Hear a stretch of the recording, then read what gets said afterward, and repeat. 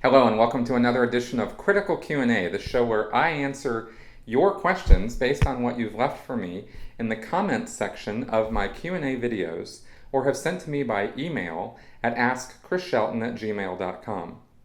This last week, Ruthless, Ron Miscavige Sr.'s new book on David Miscavige and Scientology came out. I did a review of that, and it looks like it's pretty popular. Got a lot of views so far, comparatively, and I'm pretty happy about that. So if you haven't checked that out, please do so. This is very, very exciting times with this book out, by the way, just in terms of Scientology watching, because Ron Miscavige Sr. is doing this press tour, and he's just nailing it every time, just bam, bam, bam. And the church, of course, is doing its absolute worst to try to discredit him and doing, well, their absolute worst at doing that. So anyway, so that's going along really good, and I just wanted to comment on that in case y'all don't know that happened. So we're going to get on with your questions now. We've got a few this week, so here we go. Reinhardt, please enlighten us on the subject of commissions in Scientology. Does Scientology really pay out cash commissions like Amway or Avon or Nuskin? Who gets how much for what? Is this official with receipts, etc., or is it under the table? Yes, Scientology does do commissions. Hubbard set it up. I think back in the 60s is what was called the field staff member system was set up.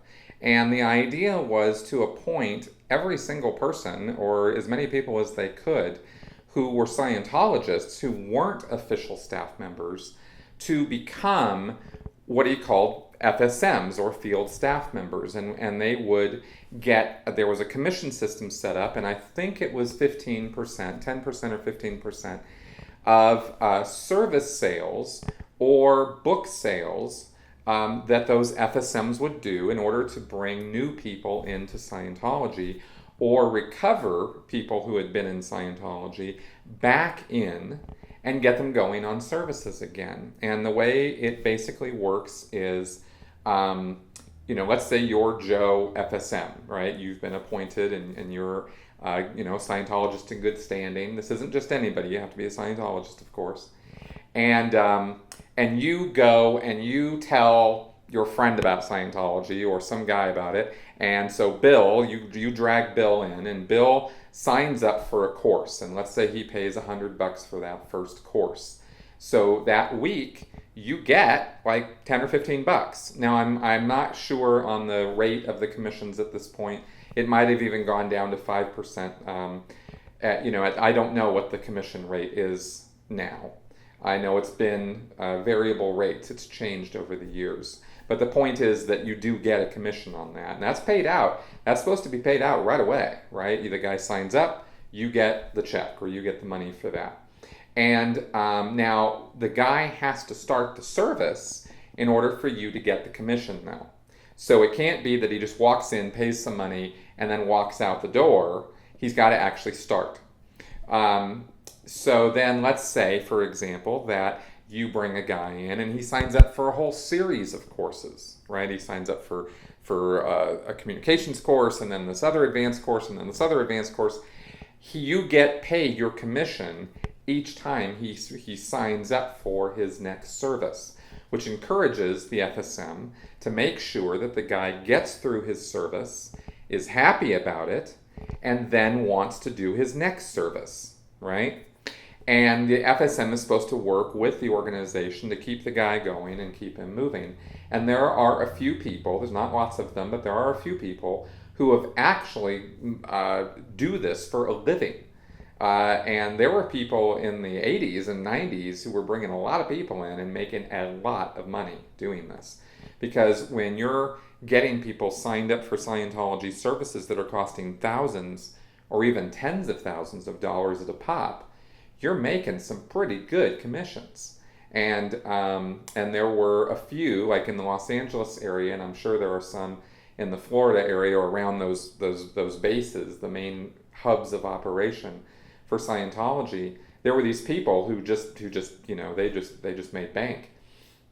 And they would bring new people in, or like I said, they would recover people who had been on services and were no longer interested in Scientology or had faded away or something like that.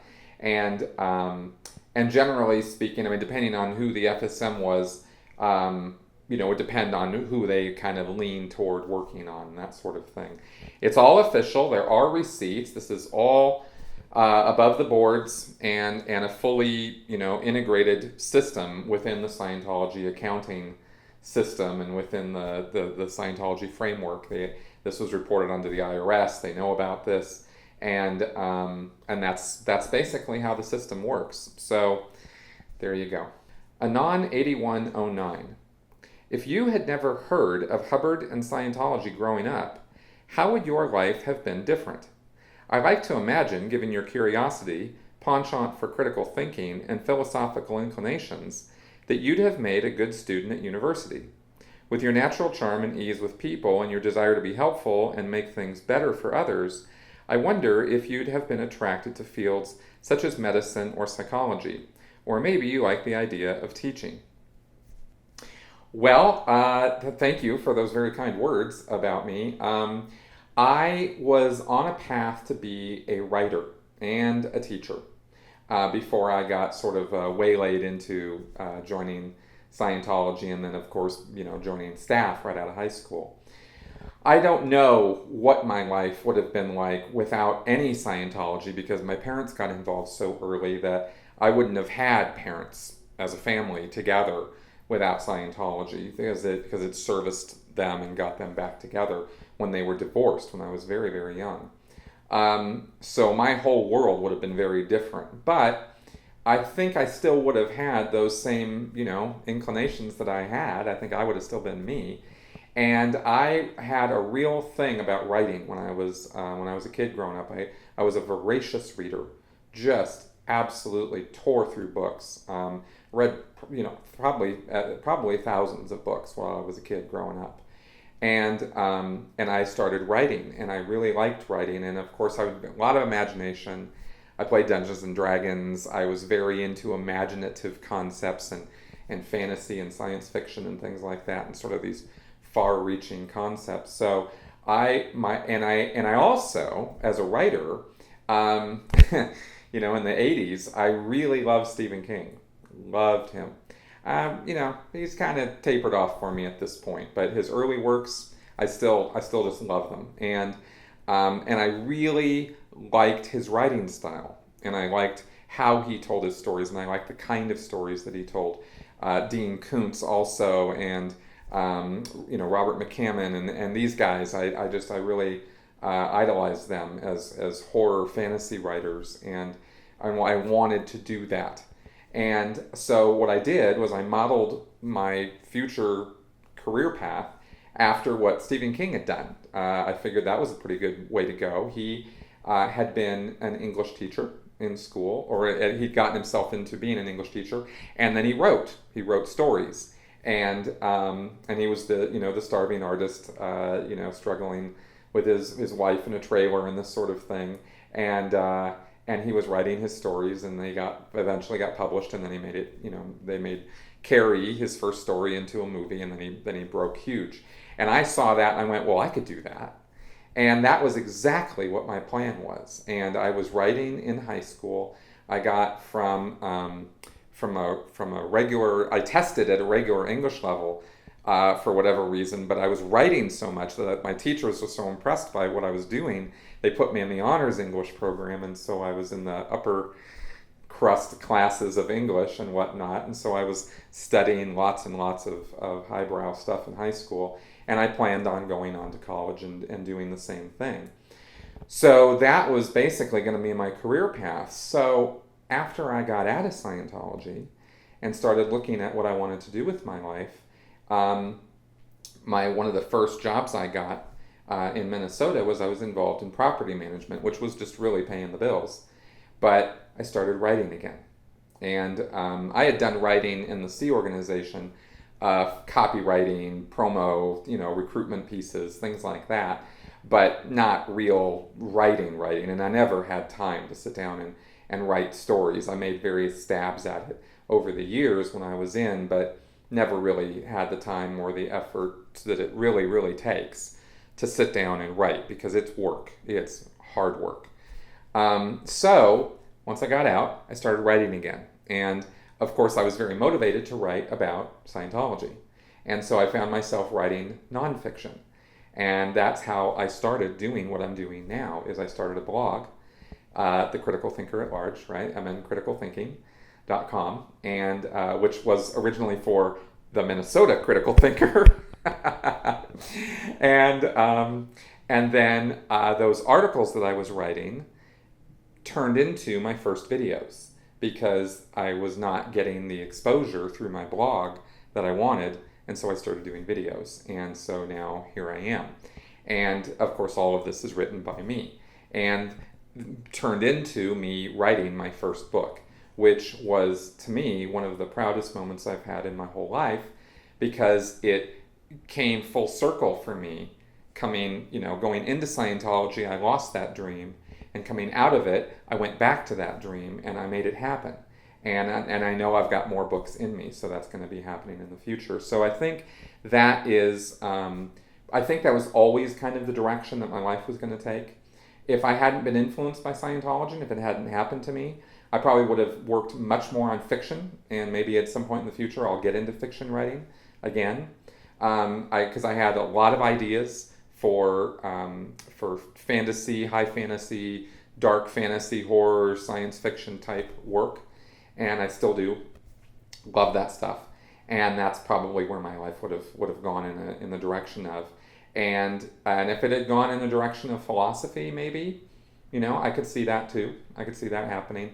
But I think Scientology kind of in a way put me in that mindset, kind of put me in a path of, or a direction of looking at people, and that desire to help was really, that was fanned a lot as a Scientologist. And so coming out of Scientology, that desire still exists, and so here I am doing what I'm doing.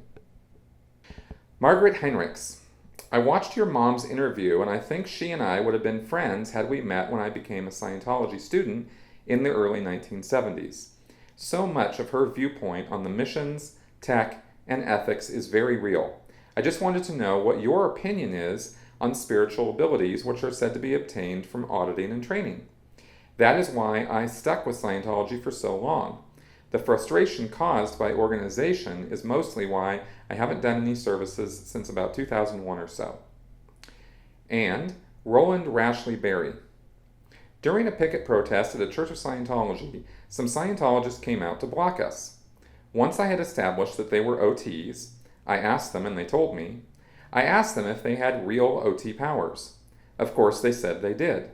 So I consulted with the other picketers and asked them if they were willing to call off the picket for that day if one of these OTs could demonstrate clear OT powers in the form of levitating a penny off the palm of my hand using thought alone. Do you know they actually tried?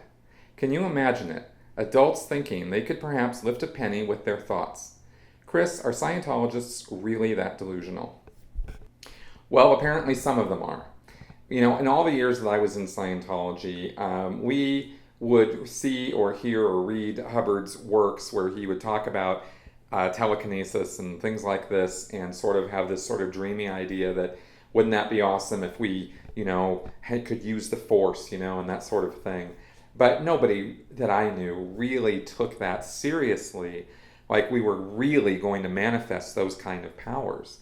So the idea that some people in Scientology do think that that's what's going to happen, well, doesn't surprise me particularly, because believe me, there are all kinds in Scientology. There are people who come in and they start hearing about, intergalactic civilizations and past lives and stuff, and they just eat that stuff up. They just love it. And there's other people who come into Scientology and they could care less about any of that. They just want to have a better life, and they want to be calmer and more stable and more secure, and they want to spiritually feel that that they're on top of things, right? And if they have to go through, intergalactic civilizations and Xenu in order to get there, then they sort of put up with it, but that's not really what they're all about. and you get every level of person in between those two kind of, extremes. Most kind of somewhere in the middle. So, do people believe that those things are going to happen? Yeah, some do. For me, and I'll just talk about me for a second now with this, I thought that Scientology was, Scientology auditing, some of the Scientology auditing I got, gave me a sense of serenity and calmness, and what I thought was heightened awareness. I felt like I was really in tune with my environment and with myself. And when I had a particularly good auditing session, and this happened often enough that I liked it, that I believed that this was something good that I should continue doing, it felt really good. I really did feel on top of the world sometimes. That like feeling you get, and it's like a high, and it's a great feeling. And I attributed that to the auditing. And so, because of the context with which that was delivered to me, I attributed it to L. Ron Hubbard. And I thought that what was happening to me was, increased spiritual awareness. And that's what I called spiritual ability, right? And I could more easily, kind of chill myself out if I was getting upset about things. I could sort of, feel also that I understood other people better, and that because I understood other people better, that I could get along with them more easily. I could tolerate things more easily. I didn't get so rattled or upset by things as easily. Those were the things that auditing gave to me, or that I attributed to the auditing that I got. And it's a little hard to say in hindsight how much of this fed itself to, right? Because I think that at this point now, what I would say about it is that that calmness, that serenity, that increased in perception and ability and whatnot is always in you, right? Is always latent in you, and you just got to bring it out. You just have to decide, and or do something to get there. I mean, some people run, some people take hikes, or bike ride, or race cars, or do various things to get the endorphins going and get that high and feel that spiritual rush, and for Scientologists that mostly that translates into getting auditing. So I think that that feeling that I got from auditing could have been and can be still gotten from other things. So I'm not saying that the auditing was uniquely responsible for this, if that makes sense. But that to me was the spiritual aspect or component of Scientology, because that was my subjective reality of it. And I wanted more of that. I thought if I could feel that way all the time, that would be really nice. If I could tolerate anybody doing anything ever, I mean, that would be kind of nice, right? Not that I'm like a holy, I'm not afraid of people. I'm not intolerant of people, but you know how people can get on your nerves sometimes, or you get in fights with people and stuff like that. I would get to a place that I'm talking about here where that didn't happen so easily, and I liked that. I thought that was really good, So I wanted more of that. That to me was what auditing was providing, and of course the memories that would come up in auditing of earlier than this life matters and things millions of years ago and stuff like that, which I now chalk up to imagination more so than I was really recalling past lives. But I liked that. That was kind of fun, and like I said before, I'm a pretty imaginative person, so I was imagining some pretty fantastic stuff. So that was also part of the auditing. But as far as the idea that I was gonna start moving things with my mind or predicting the future or things like that, I never imagined I'd be able to get a penny to lift off some guy's hand. I would have laughed at those people and told them to knock it off. That would have been ridiculous. And also Hubbard himself said don't do stuff like that. So anyway, there you go. Mike DeWolf. With all the shouting of people I hear about inside Scientology, How is this reconciled with the idea of treating people with ARC? It's as if what I call entry-level tech, what is taught to new members and described on Scientology.org, is understood to be fluff for public. But all of LRH's writing is supposed to be gospel, right? No, there's not a contradiction here. This actually does make a certain twisted degree of sense and I'll explain how. L. Ron Hubbard explains in Dianetics and Scientology how there's a reactive mind or your case, or all the sum total of traumatic and horrible things that have happened to you in the past are all the things that are supposed to be addressed in Scientology auditing and in Dianetics auditing, and they're supposed to get rid of those things, right? So that stuff is called your case. Scientology staff and Sea Org members are not supposed to exhibit their case or show that they are upset or angry or use any of that case while they're doing their jobs. Okay, it's called no case on post. If you're angry, if you're having a bad day, if you're upset about something, you just push all that stuff over to the side and you don't let it get to you while you're doing your job. And on a short-term basis, this is a fairly sensible policy because, and I described this in my book. You wouldn't want to go into McDonald's and have the person who's taking your order sit there crying because their, mom just died, right? That would be kind of sucky. Of course, as I said in my book, if the person at McDonald's mom just died, they wouldn't come to work because they'd be allowed to go have some time off, But in Scientology, not so much. Anyway, so there's this thing called the reactive mind, or the case, and it's on you, and despite the fact that you're supposed to push it all to the side, it is there.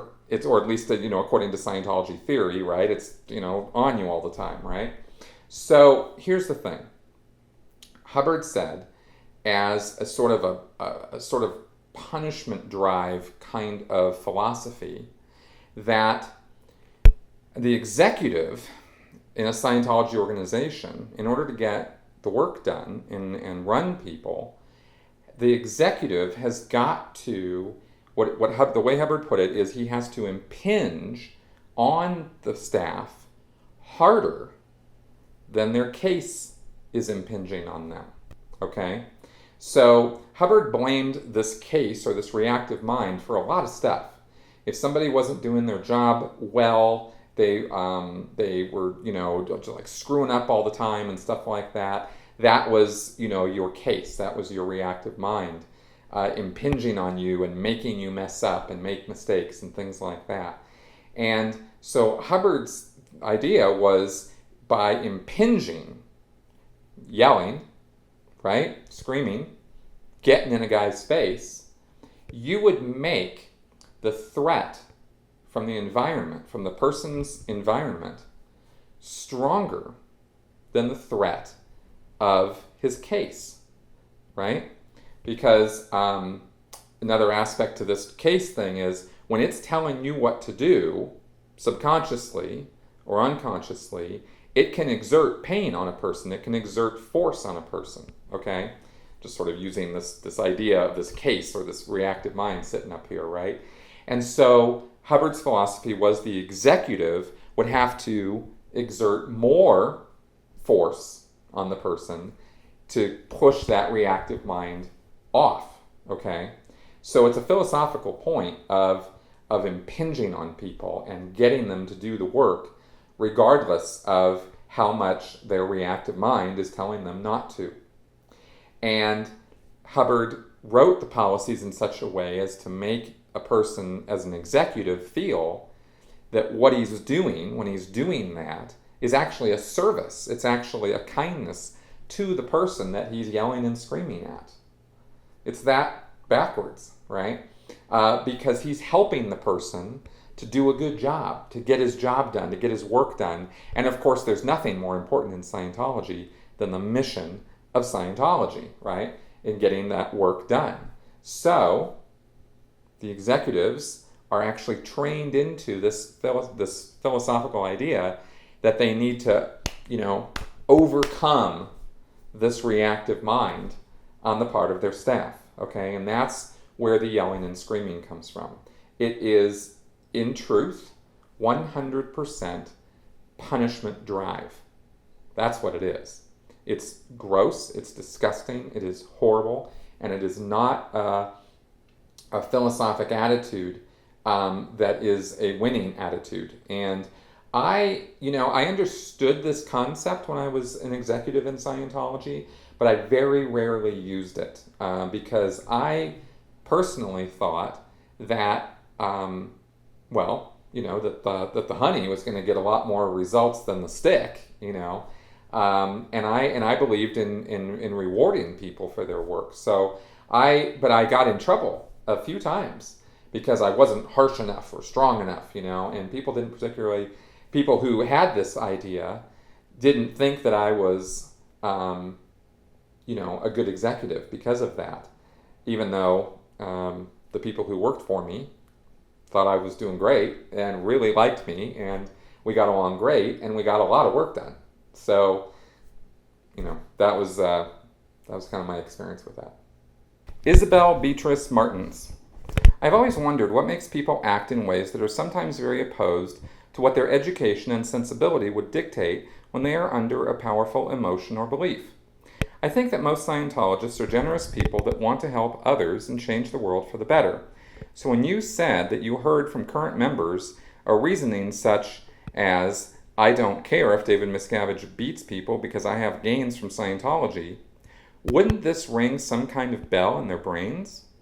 Doesn't these conflicting ideas, being generous and altruistic and being selfish, make some kind of short circuit that gets people started to at least want to investigate more or to do some introspection about the purpose of what they are doing? Well, here's the thing. It's different strokes for different folks on this. Some people see those contradictions, and their answer to that cognitive dissonance of conflicting ideas is to go this way.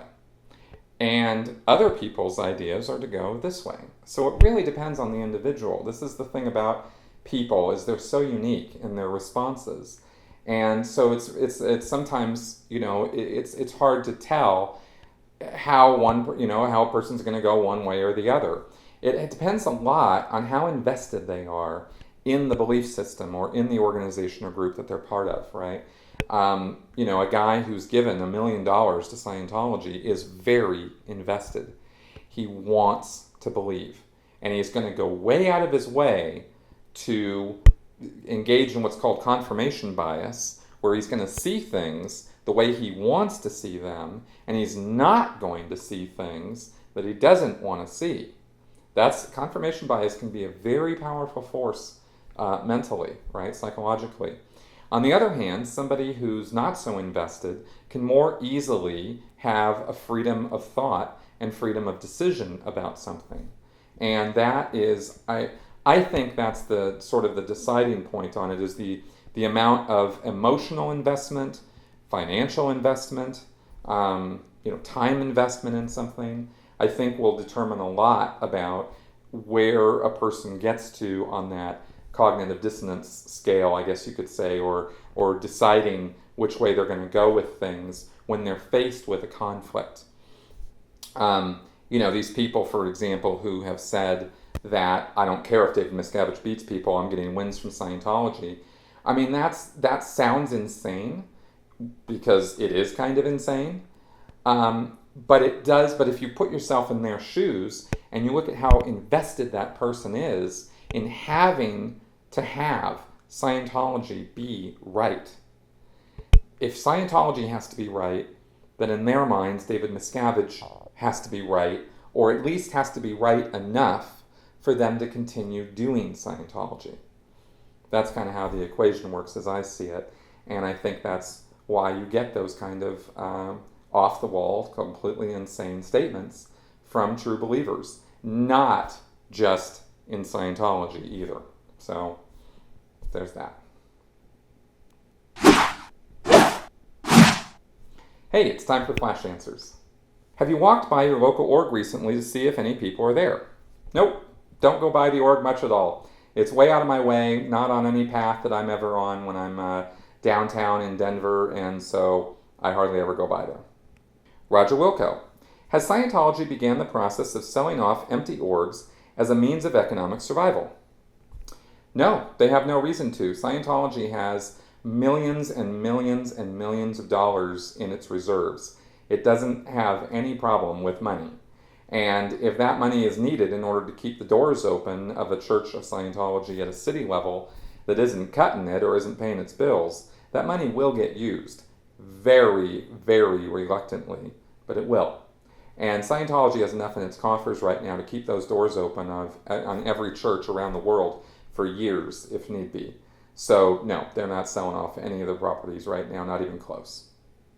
An outcast. Who are the billionaires still financing and keeping alive this crazy organization?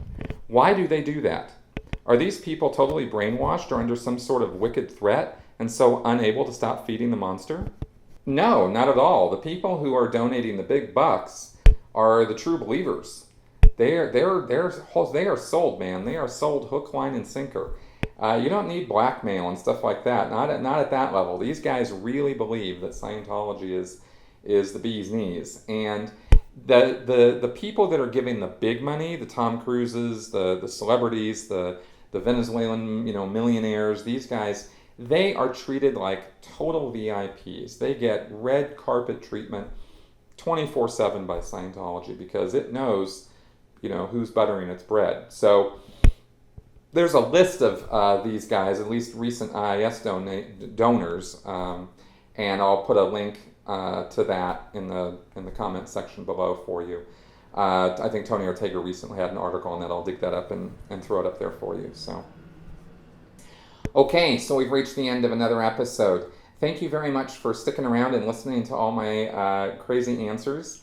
And if you have any questions for me at all on any subject, go ahead and put them in the comment section below or send them to me by email, and I will get to them. I've got a nice long list of questions to answer in a queue, and but I go through it every week and pull them out and figure out which ones are the ones to answer. So, you asked me a question this week, I might very well be answering it next week. So, thank you very much for watching, and I'll see you guys next week.